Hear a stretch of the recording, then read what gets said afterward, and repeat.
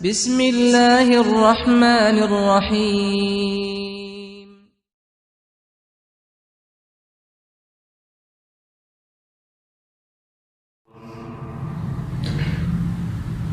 تمام قسم کی تعریفات، حمد و ثنا، کبریائی و بڑائی، بزرگی اور برتری،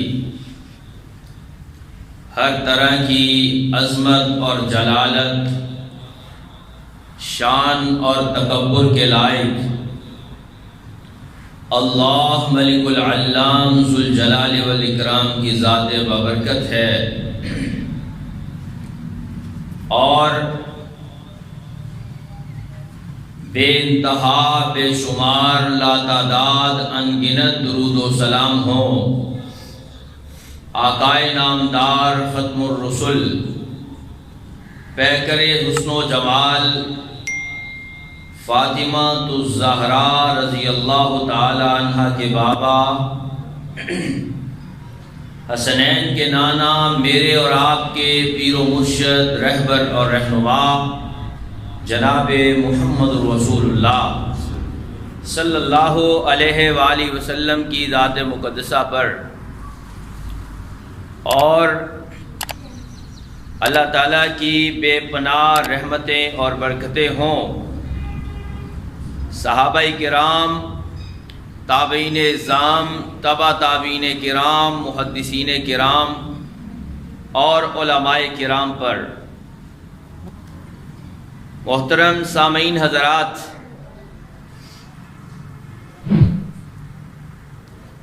رمضان المبارک کا بابرکت مہینہ ہم تک پہنچنے والا ہے، اور بلکہ ہمیں دعا کرنی چاہیے کہ اللہ ہمیں رمضان کے مہینے تک پہنچا دے اور دوبارہ ہماری زندگیوں میں وہی رحمتیں، برکتیں جو اللہ تعالیٰ کی طرف سے خاص طور پر اس مہینے میں نازل ہوتی ہیں، ہم ان رحمتوں اور برکتوں کو حاصل کر سکیں۔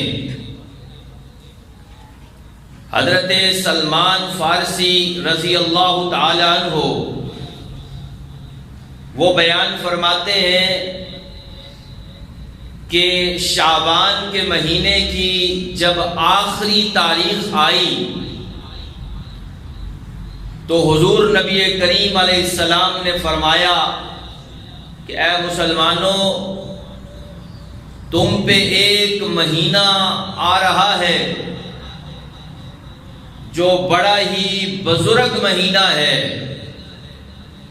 اور جس میں اللہ تعالیٰ کی طرف سے اس کی رحمتیں اور اس کی برکتیں اس کے بندوں پہ نازل ہوتی ہیں،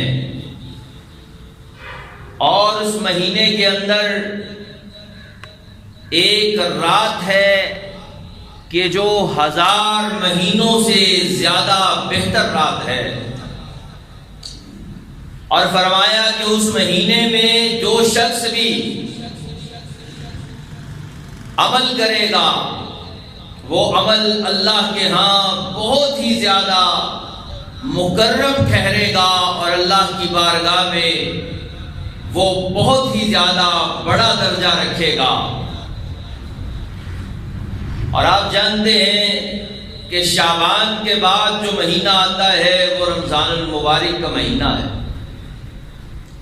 یعنی پیارے نبی صلی اللہ علیہ وسلم نے اپنے صحابہ کرام کو اس مہینے کے آنے سے پہلے ہی ذہنی طور پر تیار کیا کہ تم نے اس مہینے کو جب پانا ہے، اس مہینے کے آنے کے بعد تم نے اس مہینے کو عام دنوں اور مہینوں کی طرح گزار نہیں دینا، بلکہ خاص اہتمام کرنا ہے اس مہینے میں عبادت کا، صدقات کا، خیرات کا۔ تو گویا کہ پیارے نبی علیہ السلام نے اپنے صحابہ کو، اپنے ساتھیوں کو اس مہینے کے استقبال کرنے کی بات کی ہے. یعنی جب کوئی مہمان آتا ہے تو آپ مہمان کی نوعیت کو دیکھتے ہوئے اس کا استقبال کرتے ہیں. اس کی آہ و بھگت کرنے کے لیے، اس کی مہمان نوازی کو صحیح طرح سے ادا کرنے کے لیے آپ کوشش کرتے ہیں، محنت کرتے ہیں تاکہ ہمارا آنے والا جو مہمان ہے وہ ہم سے راضی ہو کر جائے، ہم سے خوش ہو کر جائے. تو اسی طرح یہ مہینہ جو رمضان المبارک کا مہینہ ہے، یہ آ رہا ہے گویا ایک مہمان کی صورت میں.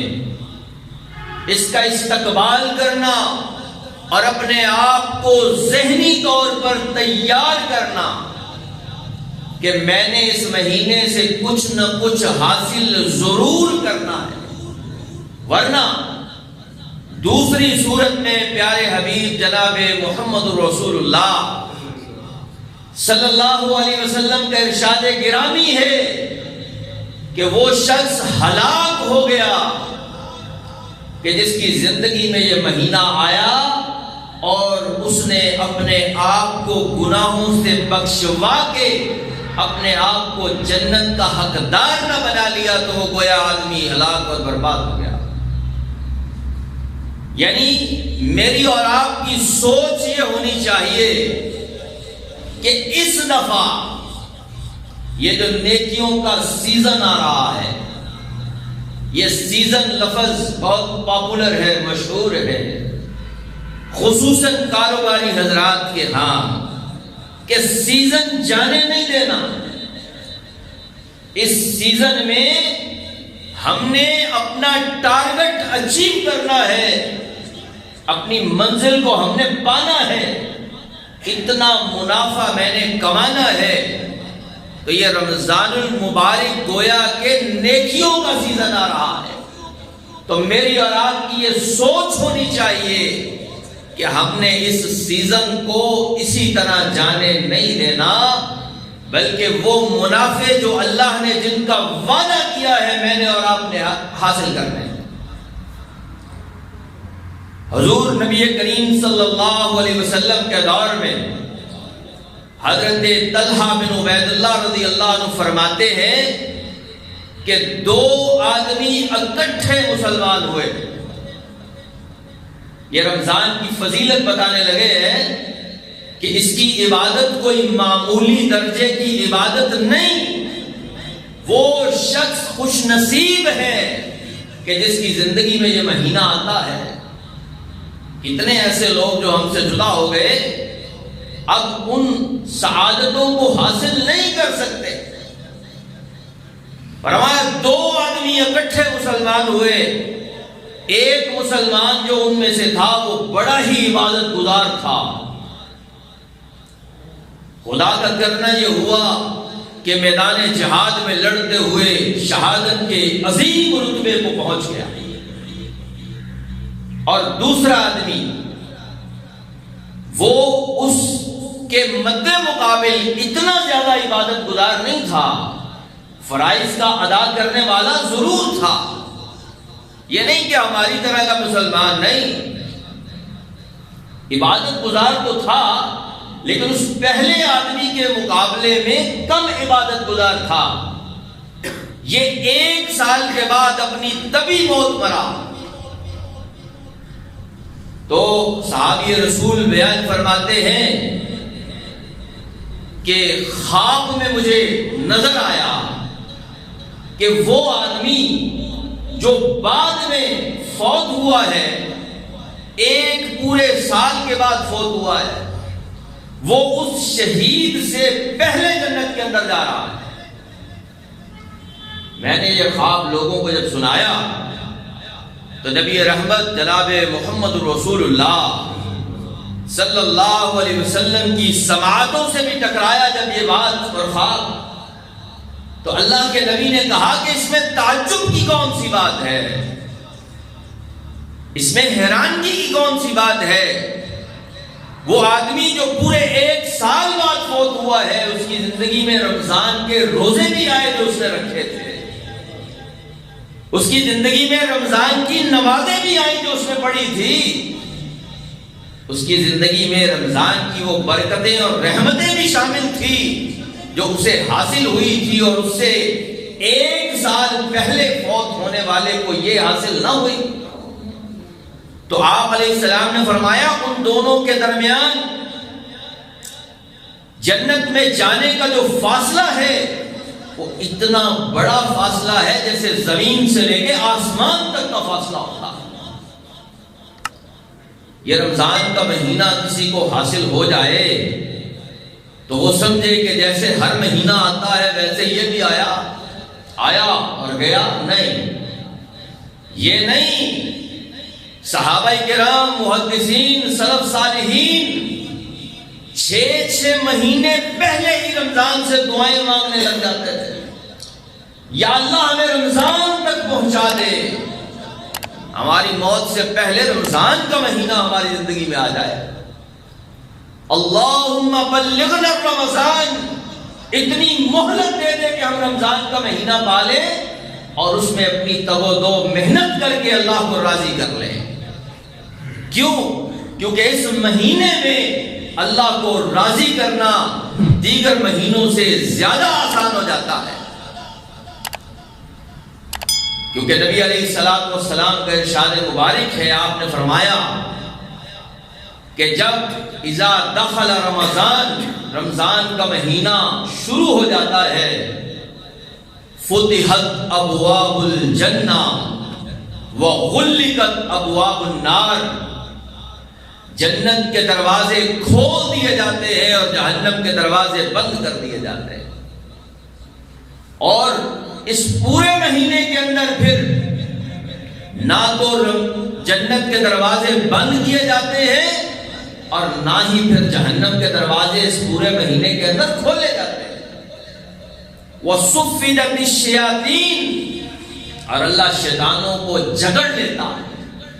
بڑے بڑے مردۃ الجن جو شیاطین ہیں ان کو اللہ تعالیٰ باندھ دیتا ہے، جگڑ دیتا ہے، اور ایک منادی کرنے والا، اعلان کرنے والا اعلان کرتا ہے کہ یا باغی الخیر اقبل، اے نیکی کرنے والے آگے بڑھ، نیکی کا میدان سجا ہے، نیکی کا رستہ کھلا ہے، نیکی کے دروازے کھول دیے گئے ہیں، تیرے پاس موقع ہے، تیرے پاس جو یہ ٹائم ہے اس کو غنیمت جانتے ہوئے آگے بڑھ جا۔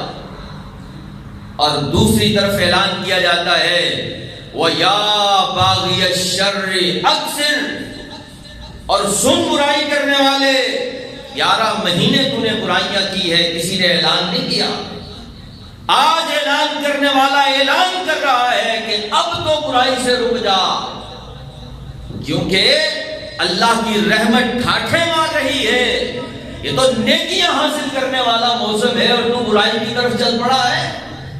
یا باغی الشر اقصر، برائی سے رک جا۔ تو حضرات سامعین، یہ اس بابرکت مہینے کی آمد ہے اور یہ اس کے انوار ہیں، یہ اس کی روشنیاں ہیں، نیکیاں ہیں جو اس کی بہاریں ہیں، اور اس مہینے کے خصائص، اس کے فضائل، اس کی خصوصیات کس قدر بیان کی جائیں کہ اس میں کیا کیا نہیں ہوا۔ سب سے پہلی وجہ جو اس مہینے کے افضل ہونے کی، اللہ رب العزت نے اس مہینے میں اپنی بابرکت کتاب قرآن مجید کو نازل فرمایا۔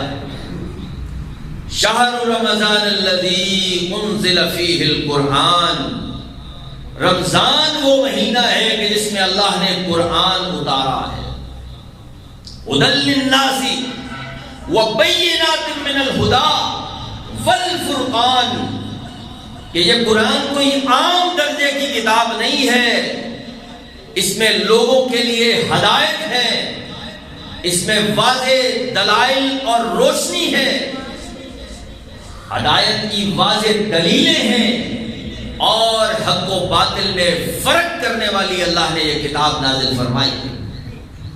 اور دوسرے مقام پہ اللہ نے فرمایا کہ انا انزلناہ فی لیلۃ القدر، ہم نے اسے لیلۃ القدر میں اتارا ہے، یعنی لوح محفوظ سے پورے کا پورا قرآن اللہ نے آسمان دنیا پہ بیت العزت میں لا کے محفوظ کر دیا اسی ایک رات میں۔ انا انزلناہ فی لیلۃ مبارکہ، ہم نے اسے بابرکت رات کے اندر نازل فرمایا ہے۔ اس کی خصوصیت کی ایک بڑی وجہ اس مہینے کی کہ اللہ نے اس میں قرآن اتارا ہے۔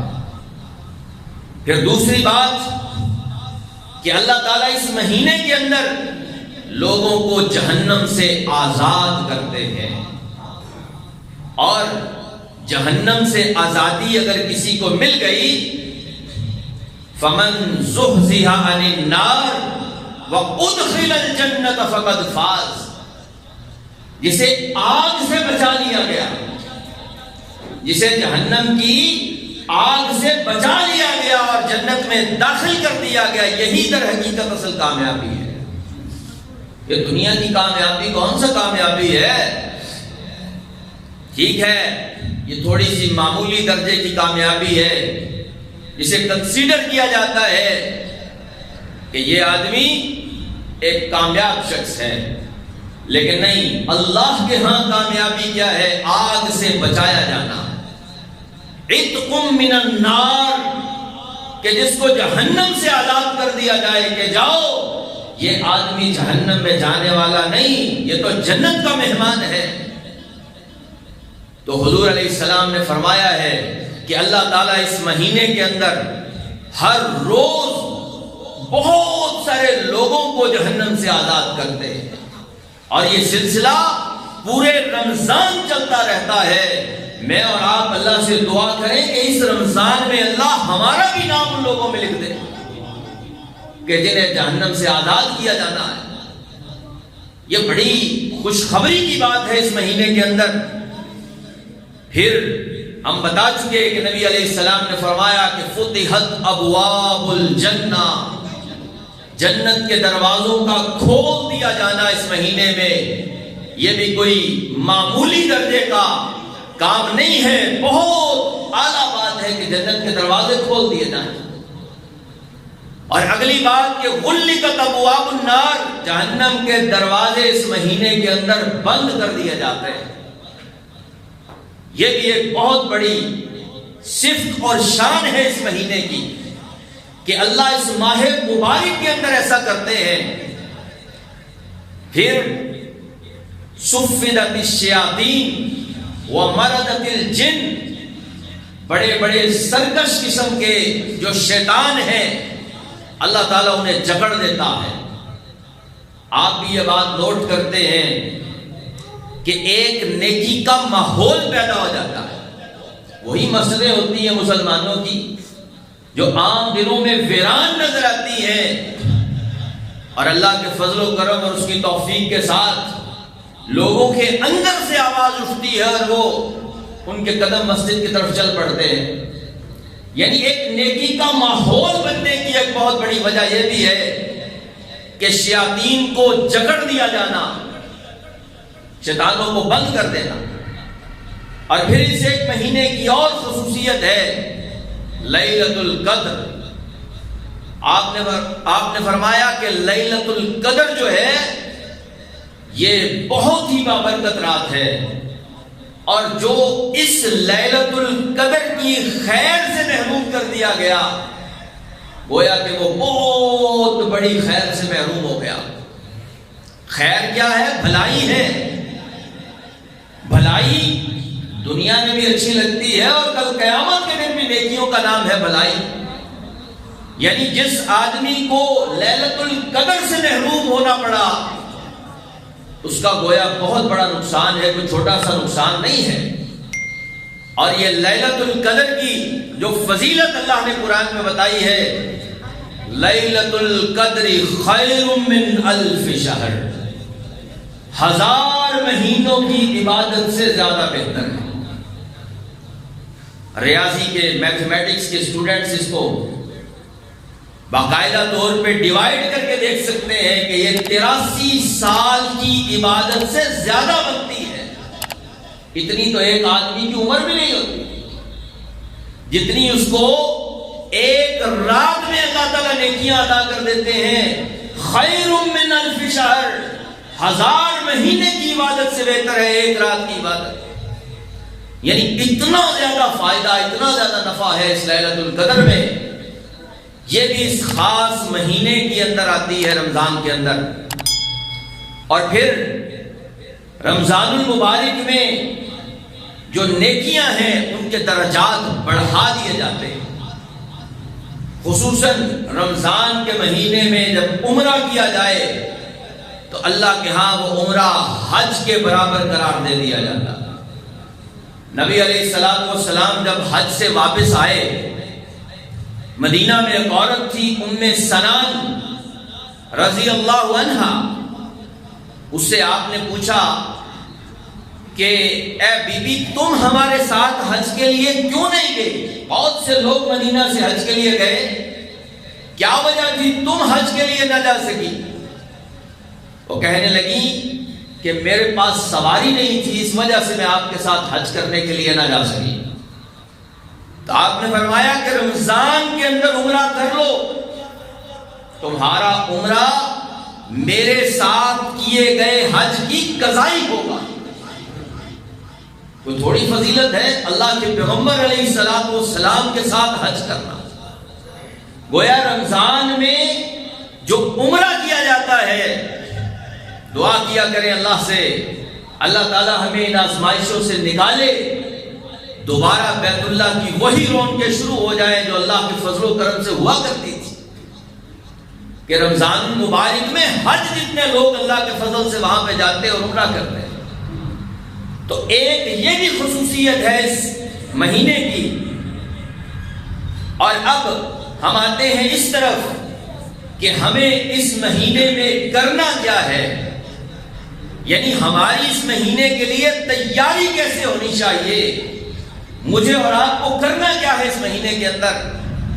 اس مہینے کی سب سے بڑی جو عبادت ہے روزہ ہے. یعنی اللہ کے لیے، اللہ کو خوش کرنے کے لیے، اللہ کی رضا کے لیے صبح صادق سے لے کے غروب آفتاب تک ہر قسم کے کھانے پینے سے اپنے آپ کو روک لینا.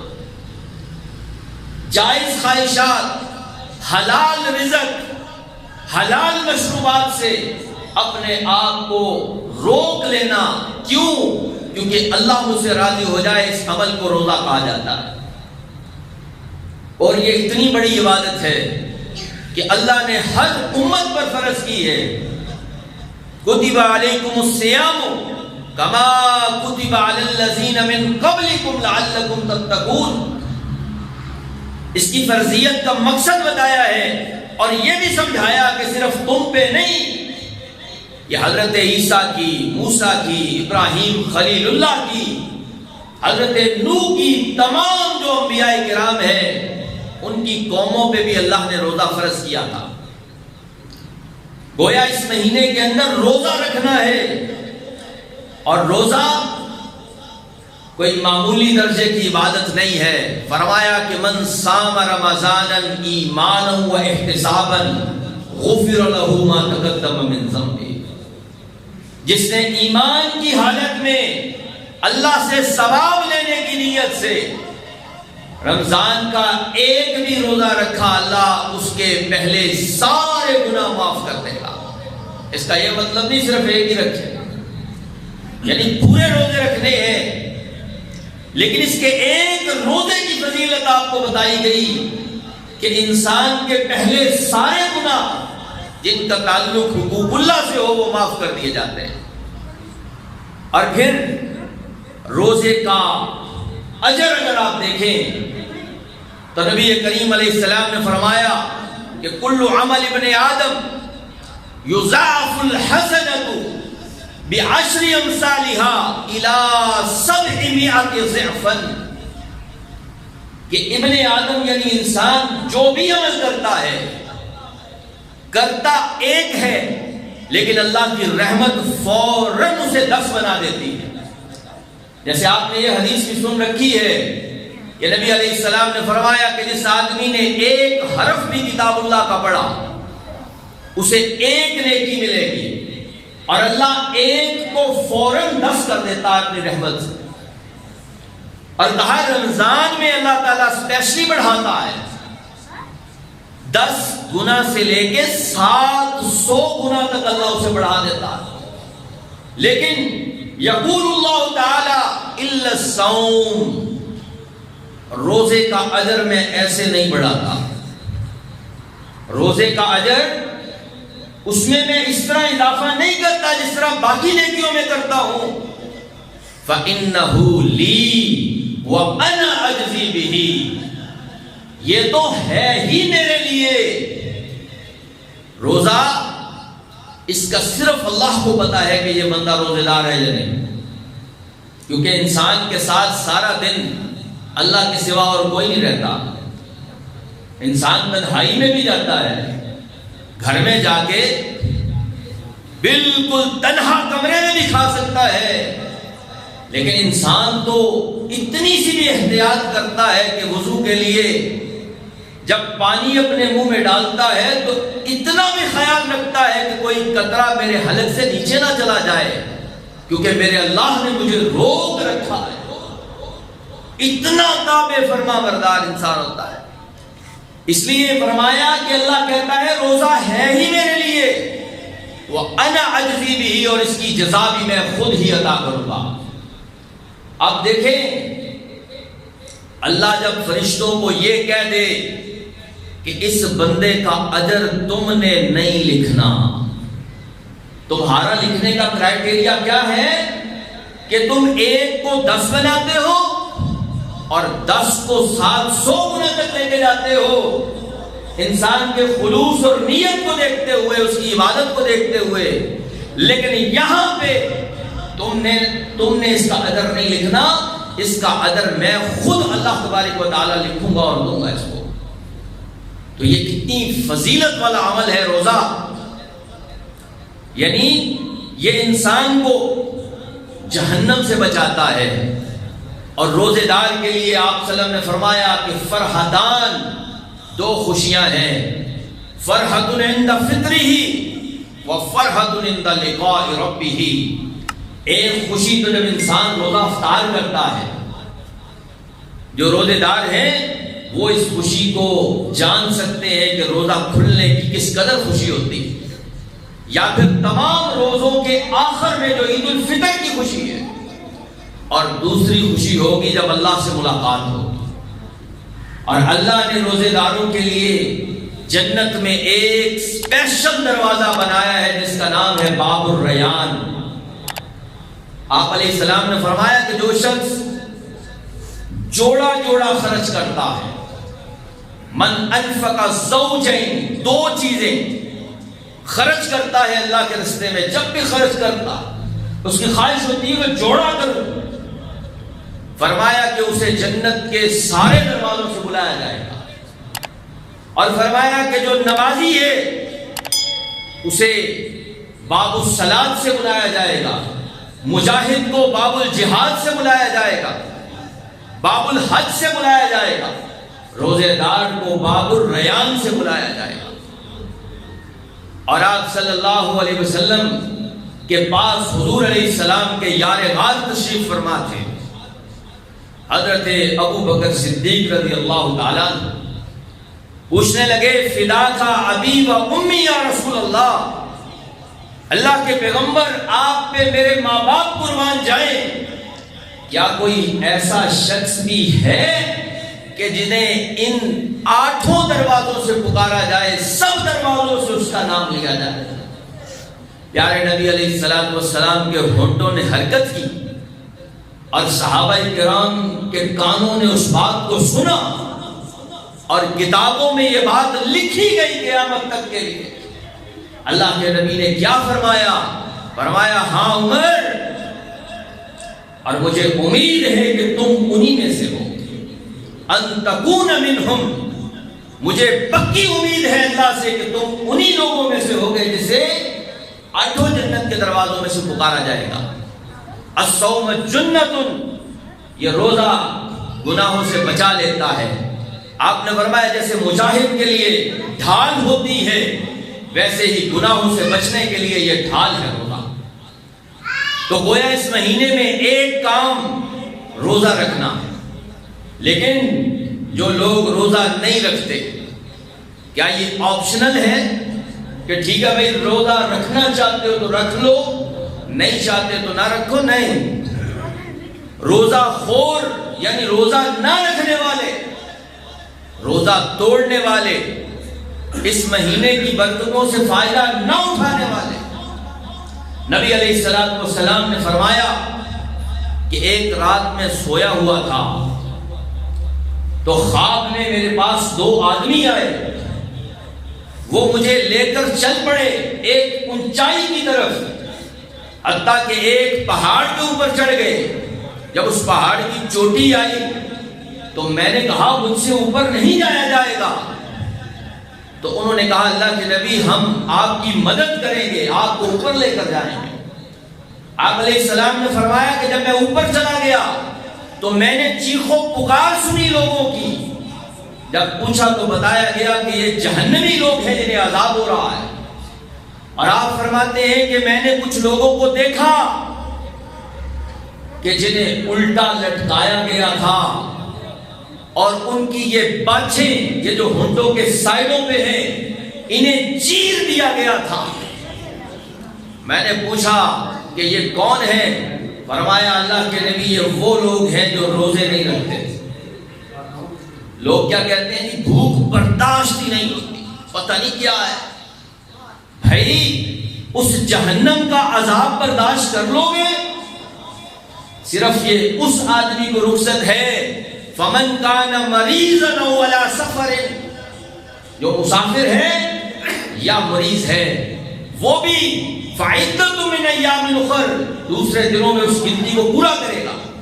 ہاں جو دائمی مریض ہے وہ ایک مسکین کو کھانا کھلا سکتا ہے, مسائل میں موجود ہے بات. لیکن ہڈے کٹے نوجوان بھی اگر روزہ نہ رکھیں, حضرت عمر فاروق رضی اللہ تعالیٰ عنہ نے ایک مجوسی کو دیکھا بازار میں کھا رہا ہے رمضان میں, اسے پکڑا اور کوڑے لگوائے اور کہا بدبخت تمہیں شرم نہیں آتی کہ تو سرے عام کھا رہا ہے جبکہ مسلمانوں نے روزہ رکھا ہوا ہے.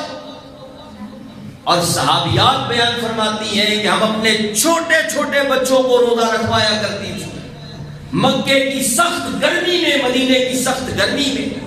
اور جب ہمارے بچے روتے بھی بھوک کی وجہ سے بلکتے, ہم انہیں روئی کے کھلونے میں لا کے دے دیتی کہ ان کا دل بہل جائے. اور آج بڑے بڑے جوانوں کو مائیں اٹھاتی نہیں کہ میرا بیٹا کہیں کمزوری نہ پڑ جائے, روزے رکھنے کی وجہ سے کہیں نکاحت ہی نہ ہو جائے.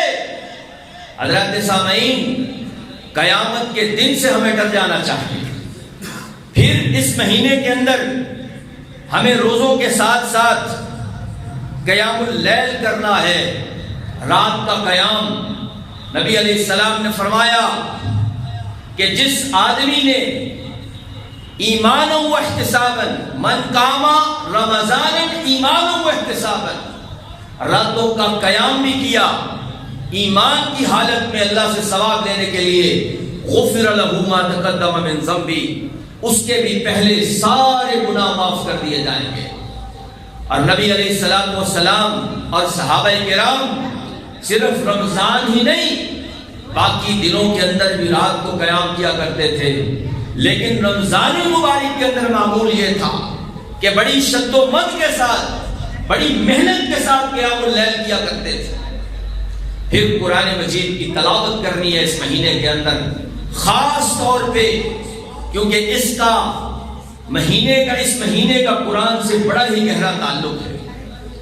اور پھر اس کے علاوہ اس مہینے کے اندر جود و سخا یعنی صدقہ و خیرات کرنا ہے, کیونکہ پیارے نبی علیہ السلام رمضان کے مہینے میں جتنی خیرات کیا کرتے تھے, فرمایا تند و تیز ہواؤں سے بھی زیادہ اللہ کے نبی اس مہینے کے اندر خیرات کیا کرتے تھے. پھر لوگوں کو روزہ افطار کروانا ہے, افطاری کے لیے بلانا ہے, اس لیے کہ اللہ کے نبی نے فرمایا کہ جس نے کسی روزے دار کو روزہ افطار کروایا، کان لہو مثل اجر صائم، روزہ دار یعنی روزہ رکھنے والے آدمی کے جتنا اس کو بھی ثواب ملے گا۔ صحابہ کرام نے پوچھا اللہ کے نبی ہمارے پاس تو بہت زیادہ خوراک اور کھانا نہیں ہوتا، آپ نے فرمایا تھوڑے سے دودھ سے بھی اگر روزہ افطار کروا دیا، دودھ میں پانی ملا کے روزہ افطار کروا دیا تب بھی اجر ہے، اور جو کسی کو پیٹ بھر کے کھانا کھلا دے اس کے لیے تو اجر ہی اجر ہے، ثواب ہی ثواب ہے۔ حضرات اور بھی بہت سے کام ہیں جو ہمیں اس رمضان مبارک میں کرنے ہیں۔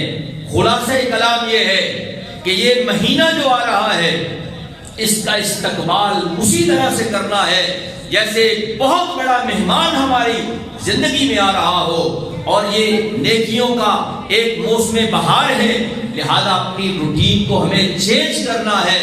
وہی نہیں جس طرح سے 11 مہینے گزارے یہ بھی گزر جائے۔ اللہ تعالیٰ مجھے اور آپ کو عمل کی توفیق عطا فرمائے۔